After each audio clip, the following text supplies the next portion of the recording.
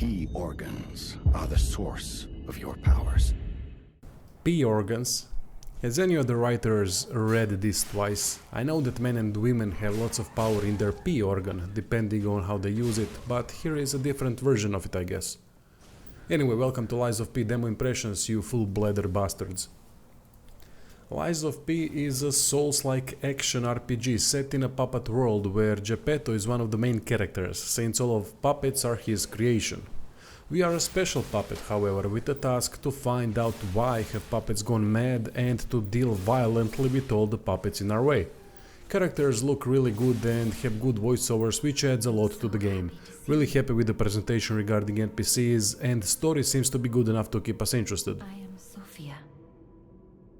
I've been waiting for you. Searched all over the city of Kron. You must have questions. Not so happy with how the world looks, however. It is too bland and without enough landmarks and details. Quite confusing to get through it due to lack of points of interest. There aren't that many forks to get lost, so it isn't an issue, especially because locations are nicely connected, but often you'll run around trying to figure out if this was the place where you've been already, or a progression path. It also pisses me off that they have decided to put stupid checkpoint placements away from boss areas, so that I have to run past couple enemies that are going to be ignored just to enter the boss fight. What is the point of these placements except to waste time for no logical reason? Always hated the checkpoint placements in Souls games. They think everything From Software thinks of is gold. It isn't. Bonfire placement is definitely a brain fart of theirs.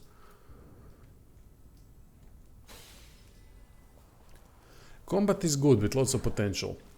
There are enough mechanics to keep it interesting and diverse. We didn't have access to many weapons in the demo, so can't comment on weapon variety and if they are significantly different from one another. Guarding negates some of the damage, like when you would have been blocking with a weapon instead of a shield in Elden Ring, but can be completely negated with perfectly timed block. So not being hit at all becomes a priority. That means dodging and positioning becomes the focus of combat with occasional block.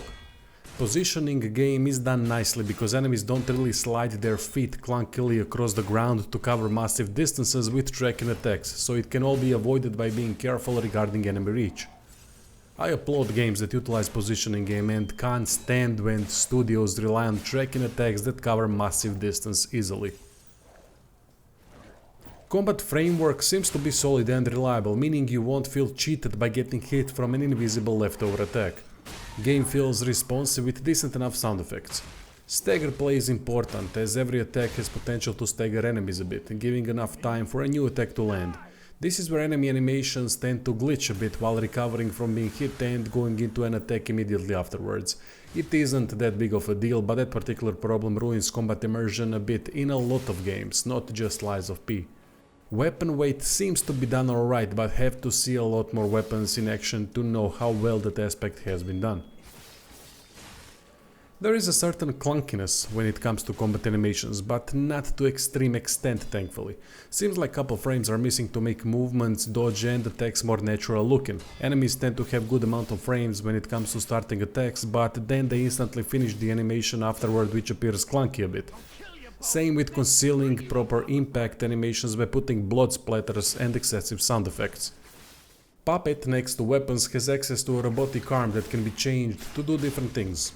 Cool idea that adds depth and diversity to combat. In demo I think only two versions are available, basic punch and rope-like attachment that pulls enemies towards you and vice versa.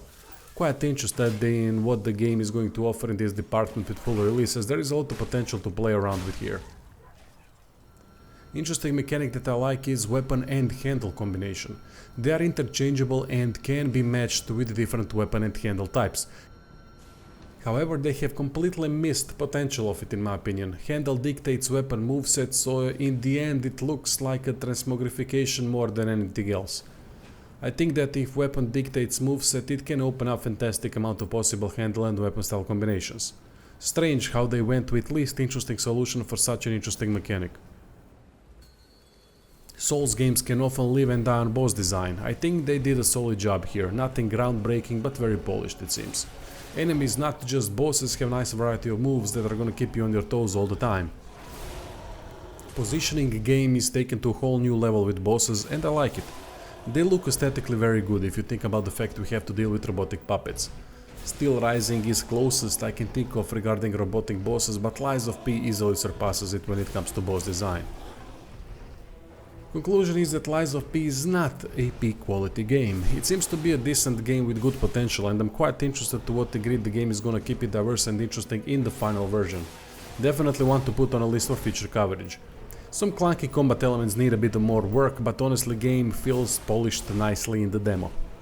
Anyway, thanks for watching and see you soon.